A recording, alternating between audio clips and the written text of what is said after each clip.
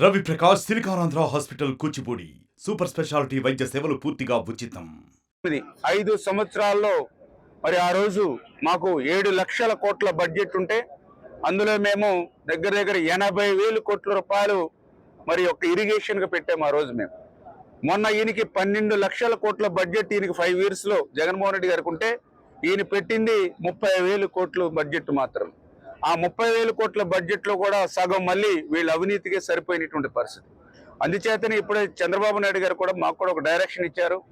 ఏదైతే ఇప్పుడు సాగునీరు ప్రాజెక్టులు కానీ రిజర్వాయర్స్ కానీ ఏవైతే ఉన్నాయో అవన్నీ కూడా 1 by 1 ఒక్కొక్కటి మేము రివ్యూ చేసుకుంటూ ఇప్పుడు 2019 వరకు ఏ ప్రాజెక్టుకి మేము ఎంత ఖర్చు చేశాము, 19-24లో ఆ ప్రాజెక్టుకి జగన్మోహన్ రెడ్డి వల్ల ఎంత విధ్వంసం జరిగింది, ఈ 24లో మళ్ళీ ఆ ప్రాజెక్ట్ ని మళ్ళీ ప్రజలకు అంకితం చేయాలని అంటే ఇంకా ఎంత మేర పనులు చేయాలి, ఎంత మేర దానికి ఖర్చు అవుతుంది, అది ఎంత సమయం పడుతుంది అనేది చాలా క్లారిటీగా ఎవరి ప్రాజెక్ట్ ఇండివిజువల్ రిపోర్ట్ తీసుకుని దాని ద్వారా ఒక ప్రయారిటీ అంటే తక్కువ సమయంలో ఎక్కువ ఆయకట్టుకి ఎక్కువ రైతులకి లబ్ధి చేకూరేటువంటి ప్రయారిటీ ఏదైతే ఉందో అంటే ఒక 40-50 ప్రాజెక్టులు ఏవైతే ఉన్నాయో ప్రస్తుతం వాటిలో ప్రయారిటీ తీసుకుని 1 by 1 కంప్లీట్ చేయాలనేటువంటి ఆలోచన చంద్రబాబు నాయుడు గారికి ఉంది. దాని ఆలోచన ప్రకారం రేపు పొద్దున 1 by 1 క్లియర్ చేస్తాం. అందులో కూడా చింతలపూడి కూడా ఇంపార్టెంట్ ప్రాజెక్టు దగ్గర అది కూడా 5-6 కాన్స్టిట్యున్సీలకి, అదేవిధంగా ఏదైతే ఎగువ ఏదైతే కృష్ణ ఏదైతే ఉందో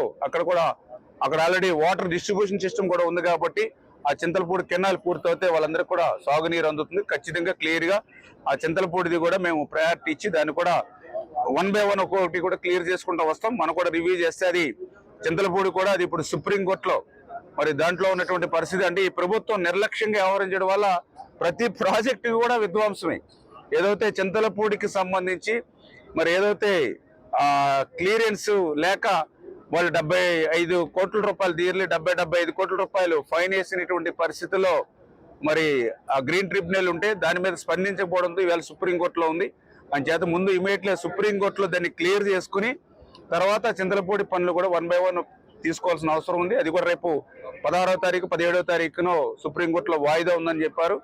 దానికి ఏదైతే అడ్వకేట్ జనరల్ ఎవరైతే ఉన్నారో మన దమ్మలపాటి శ్రీనివాస్ గారితో కూడా చెప్పడం జరిగింది. మంచి అడ్వకేట్ ని పెట్టి కొంచెం ఆ యొక్క చింతలపూడి మీద సుప్రీంకోర్టులో ఉన్నటువంటి ఆ ప్రతిబంధకాలను కూడా తొలగిస్తే ఆ ప్రాజెక్టు కూడా ముందుకు వెళ్తుందని.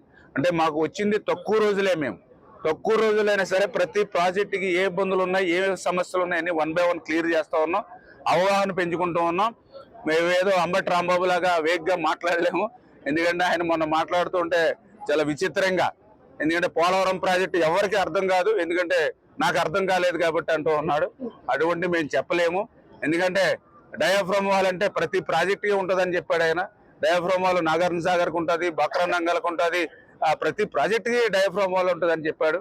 అంతకుముందు జగన్మోహన్ రెడ్డి గారు పాదయాత్రలో పోలవరం వచ్చి ఈ డయాఫ్రమ్ వాల్ ఎక్కడ కట్టారు, అసలు కట్టనే లేదు, డబ్బులు తినేశారని చెప్పాడు. అంటే డయాఫ్రమ్ వాళ్ళు భూమిలో కడతారన్న విషయం పాపం జగన్మోహన్ రెడ్డి గారికి తెలియదు. అందుకని పైకి ఏం కనపట్టలేదు కాబట్టి డయాఫ్రమ్ వాల్ ఎక్కడ కట్టారు, మొత్తం డబ్బులన్నీ కూడా నీటిలో పోసారని చెప్పాడు.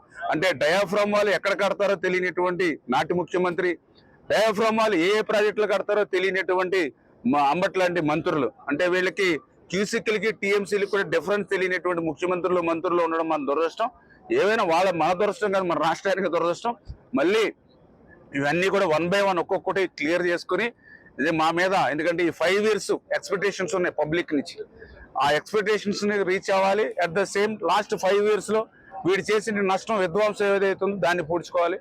అంచేత మా అధికారులు అందరినీ కూడా మేము కూడా రిక్వెస్ట్ చేస్తూ ఉన్నాం, కొంచెం వర్క్ లోడ్ పెంచుకుని మనం పనిచేయాలని. మా ఇరిగేషన్ డిపార్ట్మెంట్ కూడా చెప్పడం జరిగింది. లాస్ట్ 5 years కొంత రిలాక్సేషన్ లో ఉన్నారు, మీరు కొంచెం పనులు కూడా మర్చిపోయారు, మళ్ళీ మీరు స్ట్రీమ్ లైన్ లోకి రావాలి, మళ్ళీ పరిగెట్టి తెచ్చాలి. ఎందుకంటే చంద్రబాబు నాయుడు గారిని మేము గతంలో చూసాం.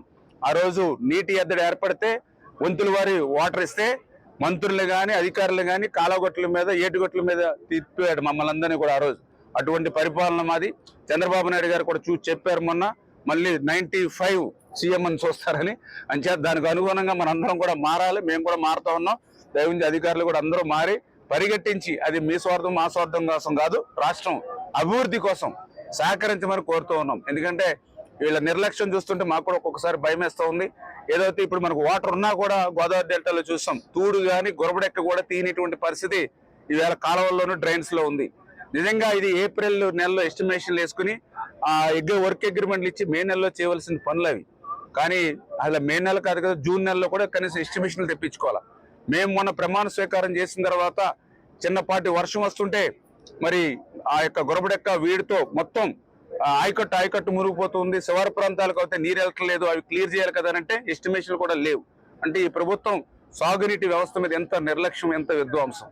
మరి దాన్ని ఇమ్మీడియట్లీ మీరు ఎస్టిమేషన్లు వేసి ఇమ్మీడియట్లీ ఆర్డర్ శాంక్షన్ కూడా ఇచ్చేసాం. చంద్రబాబు నాయుడు గారు డబ్బులు లేకపోయినా పర్లేదు ఫైనాన్స్ ద్వారా, అంటే యాక్చువల్గా అంటే మనం ఏదైతే వీడి కానీ ఇవన్నీ రిమూవ్ చేయాలంటే వాస్తవంగా మనం ఏదైతే శిస్తు ఏదైతే కడతామో రెవెన్యూకి, దాని నుంచి ఏదైతే ఇవన్నీ వర్క్ చేస్తారు.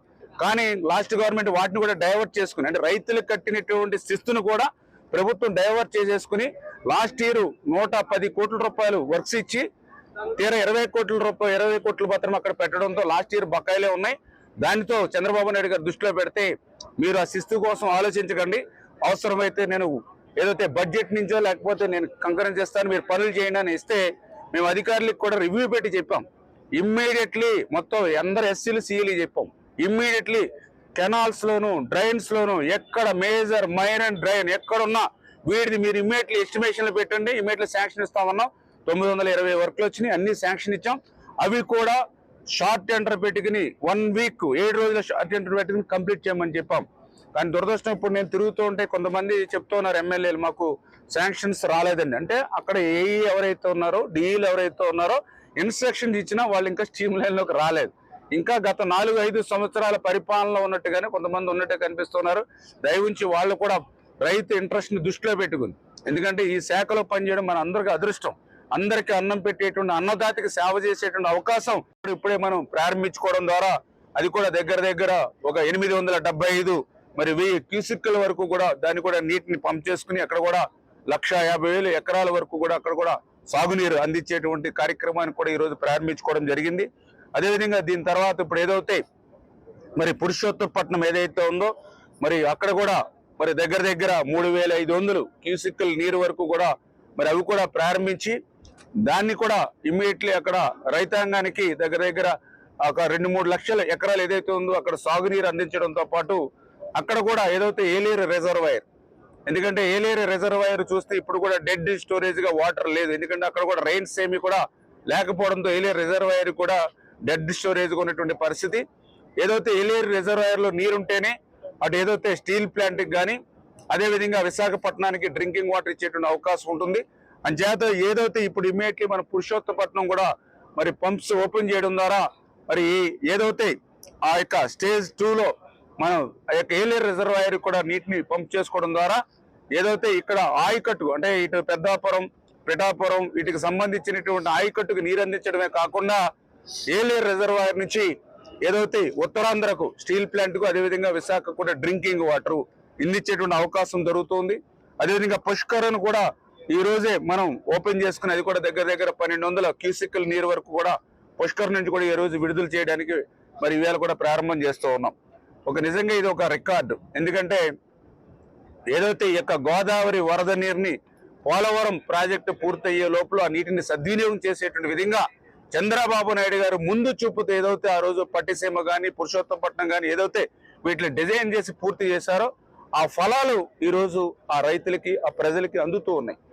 ఈవేళ ఒక్క చుక్క నీరు కూడా విడుదల కాకూడదని ఫ్లడ్ మేనేజ్మెంట్ ని కరెక్ట్ గా అసెస్ చేసి, అంటే ఈవేళ ఫ్లడ్ వస్తుందంటే ఈ నిమిషంలోనే కాదు, 1 డే బిఫోరే మనం భద్రాచలంలో రీడింగ్ ఎంత ఉంది, రేపటికి పోలవరంకి ఎంత వస్తుంది, ధవళేశ్వరంకి ఎంత ఏదైతే మళ్ళీ మనం అవుట్ఫ్లో ఇవ్వగలుగుతాం అనేది ప్రతిదీ కూడా మా కలెక్టర్ గారు కానీ మా అధికారులు కానీ మేము కానీ సమన్వయంతో క్యాలిక్యులేట్ చేసుకుని వాటర్ మేనేజ్మెంట్ పర్ఫెక్ట్ గా చేయడం ద్వారా ఈవేళ 4 ఎత్తిపోతలను కూడా ఒక్క రోజు మేము ప్రారంభిస్తున్నాం అని అంటే ఇది ఈ ప్రభుత్వంకి ఉన్నటువంటి ముందు చూపు సమర్థతకు చంద్రబాబు నాయుడు గారికి ఉన్నటువంటి సమర్థతకు ఇది ఒక నిదర్శనం అనే విషయాన్ని మరి సందర్భంగా తెలియజేసుకుంటూ ఈ రోజు ఏదైతే మరి పోలవరం ప్రాజెక్టు నిర్మాణం కొంత ఆలస్యం అవుతున్నా ఆ పోలవరం ప్రాజెక్టు ద్వారా వచ్చేటువంటి కళలు ఏవైతే ఉన్నాయో, అంటే ఏదైతే మరి ఇప్పుడు పట్టిసీమ ద్వారా మనం ఏదైతే కృష్ణా డెల్టాకు నీరు ఇవ్వడం ద్వారా మరి ఆ కృష్ణా డెల్టాకు ఇవ్వాల్సిన నీరు శ్రీశైలంలో రేపు అక్కడ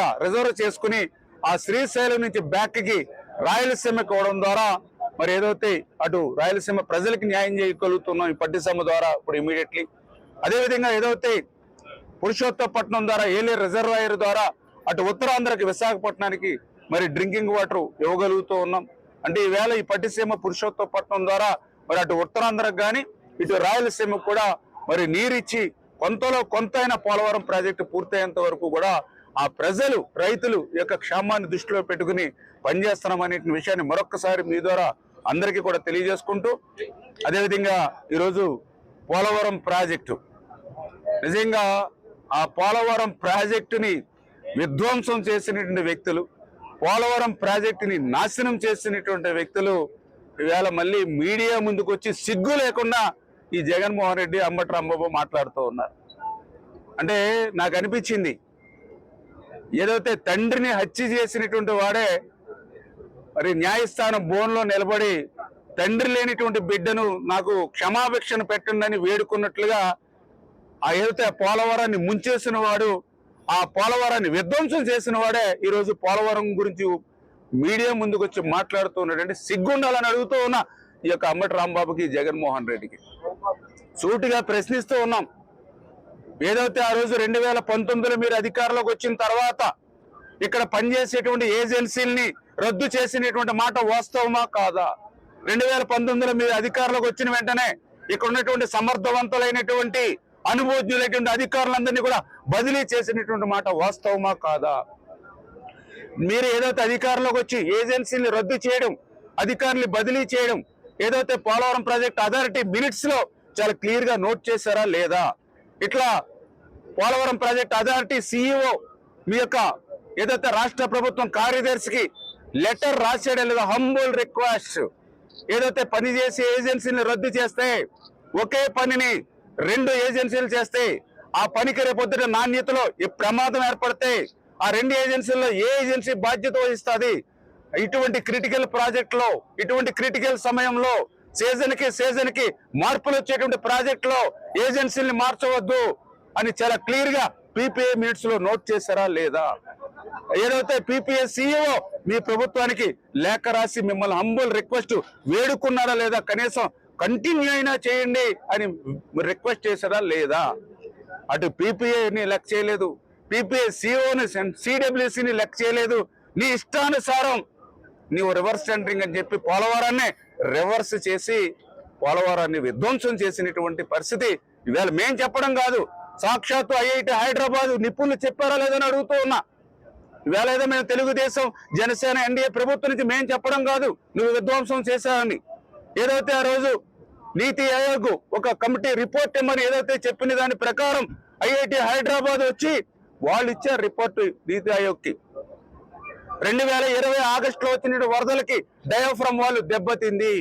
ఏదైతే 2019, 2020 ఆగస్టు నెల అంటే దగ్గర 15 నెలల సమయం, 15 నెలల సమయం పోలవరం ప్రాజెక్ట్ ని గాలి కుదిలేసామని చెప్పింది. ఇది ప్రభుత్వ తప్పిదమని చెప్పిందా లేదా ఐఐటి హైదరాబాదు? ఇటువంటి వాటిని భవిష్యత్తులో పునరావృతం చేయొద్దని కూడా చెప్పిందా లేదా ఐఐటి హైదరాబాదు? మరిన్ని వీడియోస్ కోసం ఛానల్ ని సబ్స్క్రైబ్ చేయండి, లేటెస్ట్ అప్డేట్స్ కోసం వాట్సాప్ ఛానల్ ని ఫాలో చేయండి అండ్ లింక్ డిస్క్రిప్షన్ లో ఉంది.